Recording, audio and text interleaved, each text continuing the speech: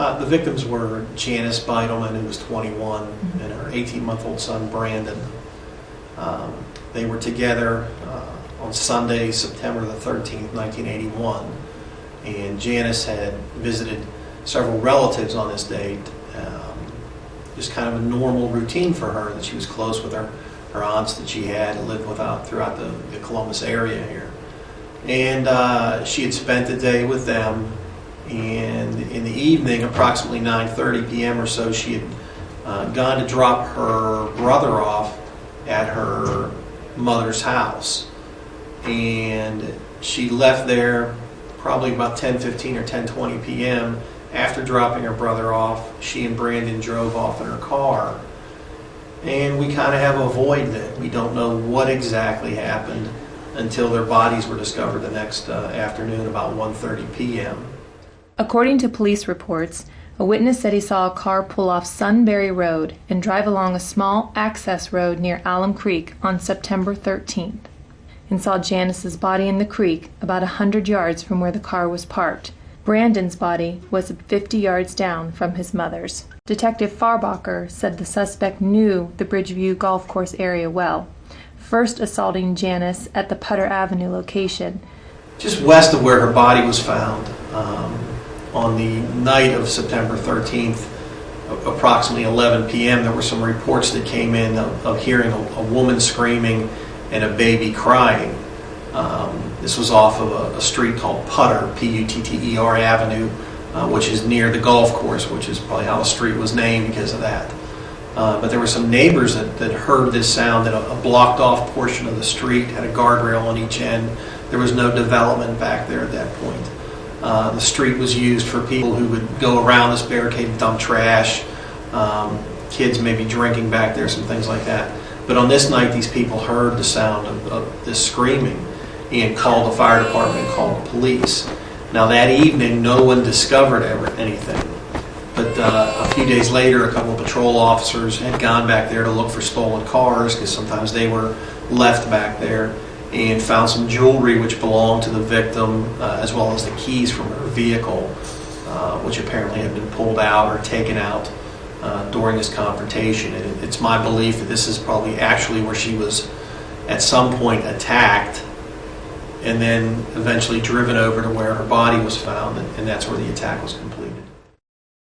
Fearful he might be caught, the suspect drove Janice and Brandon approximately 3 miles northwest, across Agla Road, and then to the Sunbury Road location off the access road and down near Alum Creek, where Farbacher believes the suspect killed them both. We don't have any witness information as far as what race the person were, their physical stature, anything of this nature. What we're looking for is any help from the public as far as, does somebody remember hearing something, seeing something when this occurred. This was a very well publicized case when it happened, and I would think this would be memorable to someone if they thought they saw a part of this. So we would appreciate any help we could get from the public as far as something they may have seen back then. Ms. Beidelman was a young mother. She had no criminal background. She had worked at Riverside Hospital. She did not have what I would call some of the indicators of people who sometimes become homicide victims. She doesn't fit in that category. She didn't do things to put herself in a dangerous predicament. She was not a hardcore drug user. She was not involved in prostitution. She was not involved in any sort of a criminal life that may somehow endanger her. And not only that, but she had her 18-month-old son with her, who she cared about a great deal, who she loved. And they were visiting family is all they were doing. From talking to the witnesses, reviewing the things that we have documented from the initial investigation, all she was planning on doing was going back to, or going shopping and going home. She wasn't in any way trying to endanger herself or do something to endanger herself. And she ended up, in my opinion, a true victim, as I call them, someone who had absolutely no reason for anyone to kill them, and she wound up dead. And then to also kill an 18-month-old child who could not identify the person it was that was harming their mother or harming them. That's a very, very cold-blooded person, a predator, in my opinion.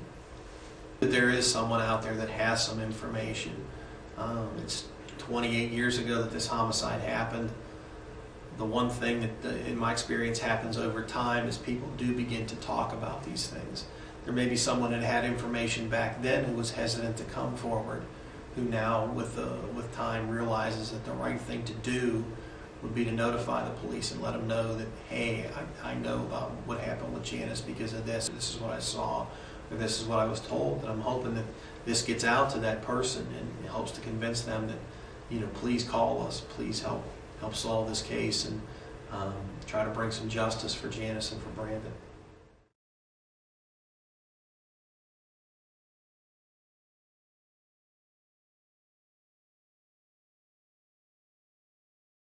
Columbus Division of Police have over 750 unsolved homicides. 600 of these cases are actively being worked by the Cold Case Unit, the Unsolved Case Review Team. We, the detectives, need the assistance of the citizens of this community in solving the cases for the victims and for the grieving families. The Crime Stoppers program is offering $5,000 for the case that you have just seen.